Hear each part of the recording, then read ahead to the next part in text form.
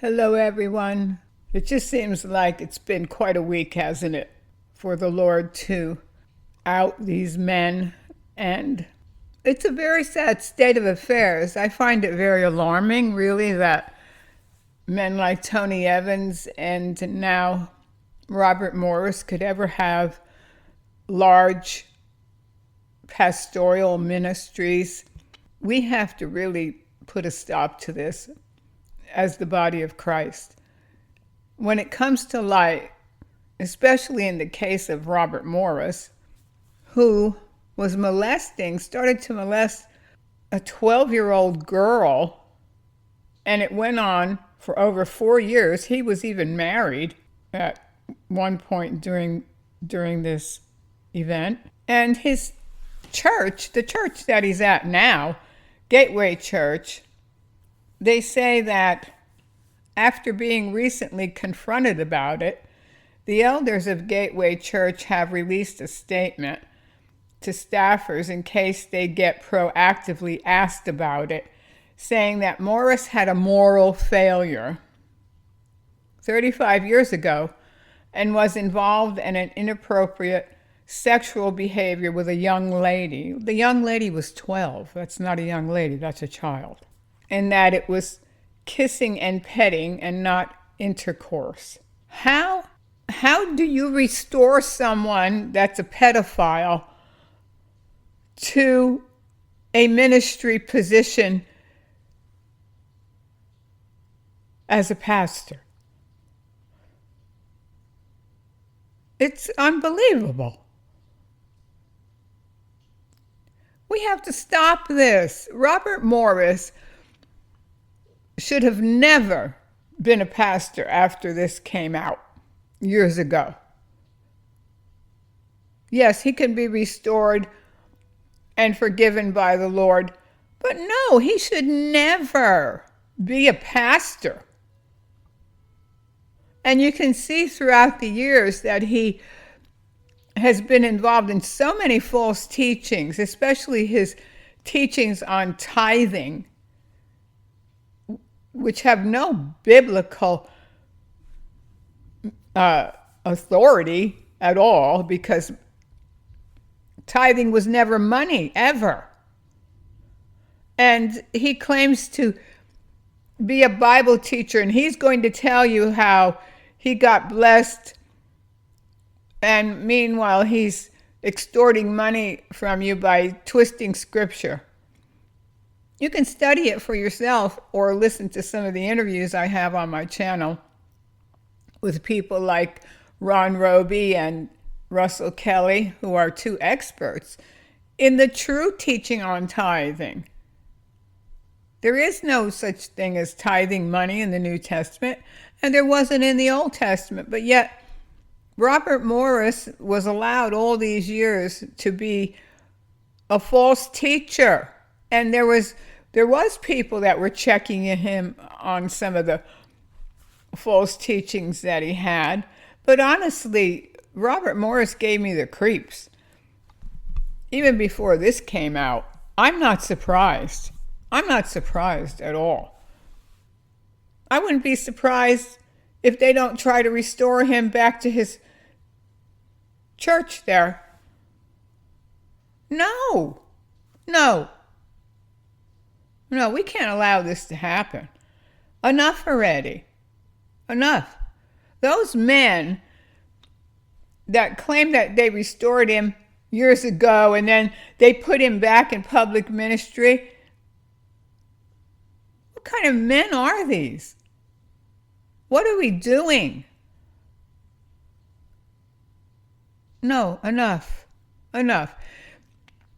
If a man or a woman even can't control themselves sexually, and they start helping themselves, especially a pastor, they start helping themselves to the women or the men in the congregation, they don't deserve to be in public ministry anymore. We have to start saying no to it. Enough already. But God has a way. God has a way of uncovering things. And he said, whatever was hidden will be made known. You can't cover things up when you're, and it usually happens when they're at their prime, when they're at the top or the peak of their so-called public ministries, that God will allow all these things to come out. This is a very sobering time for us, but it's also a time for all of us as the body of Christ, as the real born-again believers, to say we're not putting up with this anymore. We're not going to stand for it. We want reform. We want things to change.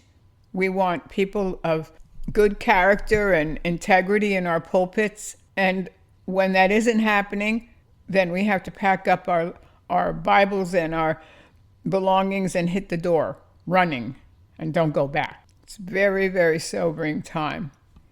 But you can read the story at the Wartburg Watch. You can read the story, and also it's been posted on another website, Protestia. I'm sure there'll be more websites that will be reporting on the story. But no, people from Gateway Church, if Robert Morris comes back as your pastor, leave. Leave. You don't want to be there. And I pray that he doesn't come back. Let him go away. This is devastating. Devastating. And it should never have been allowed. Way back when this came out in around 1987, and some of the men there restored him. No, you don't restore someone that's a pedophile. No, not to public ministry. God bless you. Clemisher claims Morris repeatedly abused her in Texas and Oklahoma, and he often told his wife that he was merely counseling her during the abuse. When she turned 16, Clemisher said Morris would take her out in his car and try to have sexual intercourse. By this time, Morris was a pastor at Shady Grove Church, which would eventually become Gateway Church Grand Prairie campus, the report said. Clemisher eventually confided what was happening to her to a close friend, who encouraged her to tell her family. When her father found out, he told the lead pastor at Shady Grove Church that if Morris didn't get out of ministry, he would get the police involved.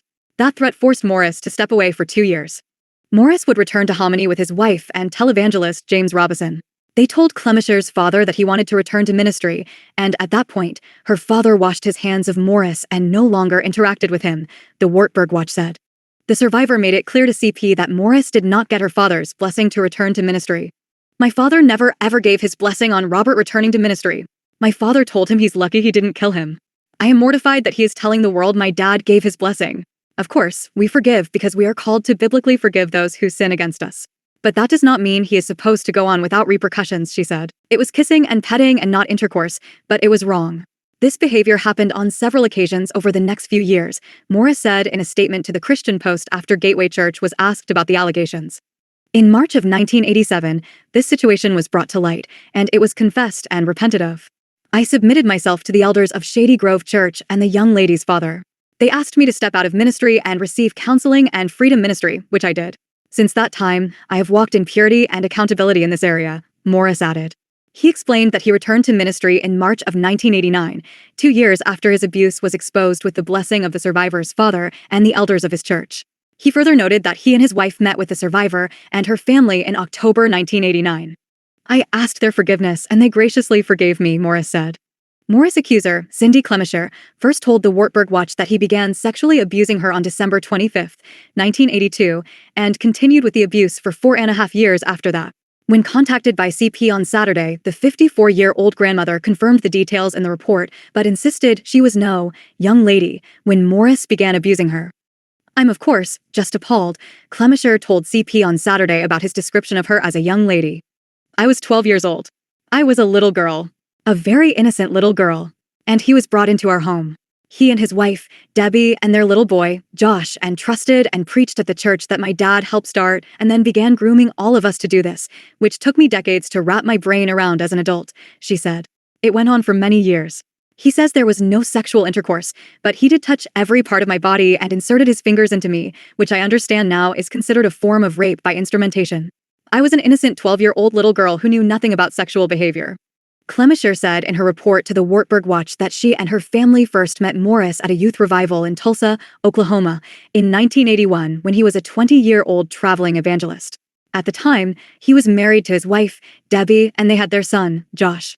She said Morris began preaching at her church regularly on Sundays after he was invited to do a youth revival in her hometown of Hominy, Oklahoma.